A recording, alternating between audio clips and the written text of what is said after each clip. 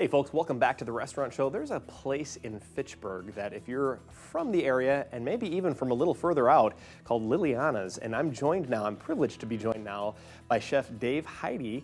Thank you for being here with us today. I'm glad to be here. Yeah, absolutely. So we're going to be doing drinks today. We're kind of moving away from the food a little bit just for this segment, but we're doing drinks today. Tell us a little bit about what we're going to be seeing. Sure, we're going to make a Sazerac. So Liliana's is a New Orleans-style restaurant. Okay, sure. It was named after my daughter Liliana. We opened on her first birthday. Oh, that's nice. 11 years ago. That's nice. But New Orleans is famous for cocktails. Sure. They're famous for hurricanes and for gin fizzes and all sorts, but the number one cocktail in New Orleans is a Sazerac.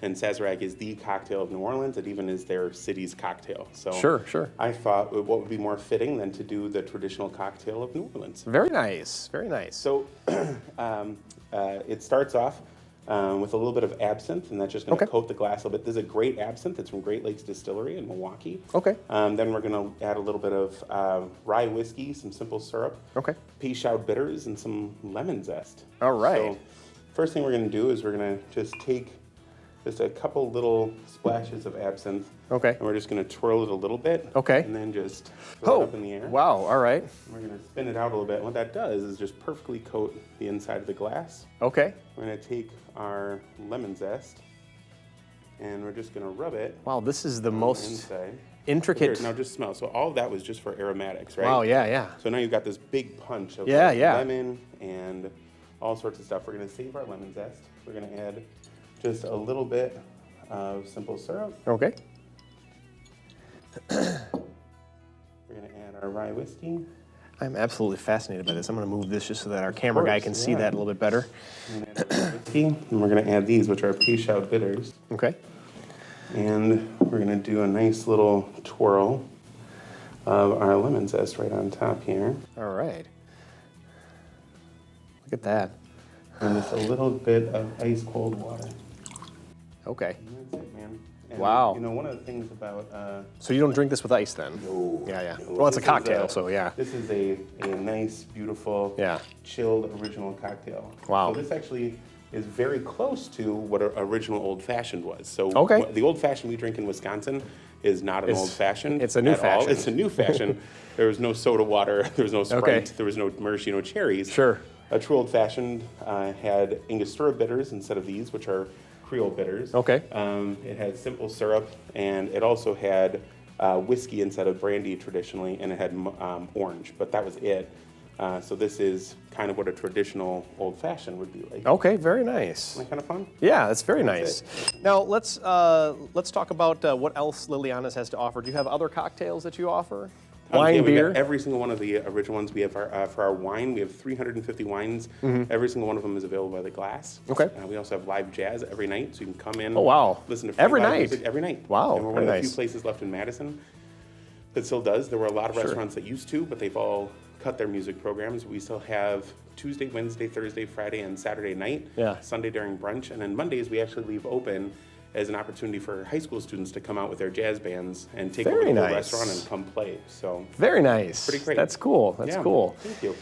So now you talked a little bit about how the restaurant got started. Is there more to that story? I mean, as far as like opening an authentic New Orleans restaurant, you had mentioned that there was kind of a need in the area. Yeah. Well, my parents met in New Orleans. Oh, really? Okay. So my parents originally met there, and I've been there more times than I can count. Okay. And as a chef, it's a really great cuisine to cook because it's a melting pot of so many different cultures and cuisines that you can make pretty much whatever you want and be true to New Orleans. Yeah. So I've always loved it. I've always loved the cooking. I think the most important thing, in today's time, I think people have forgotten to put their soul and love into food. Yeah. You get a lot of repetition, same thing over and over again, just for consistency's sake. But you go to New Orleans, if you go to some of the best restaurants, if you order the same dish 10 times, it's going to be 10 different ways every time you get it because you've got chefs who are making it with love, not just a recipe. Right, so that's what we try to do at Liliana's. We try to put a little bit of love in every dish. Yeah.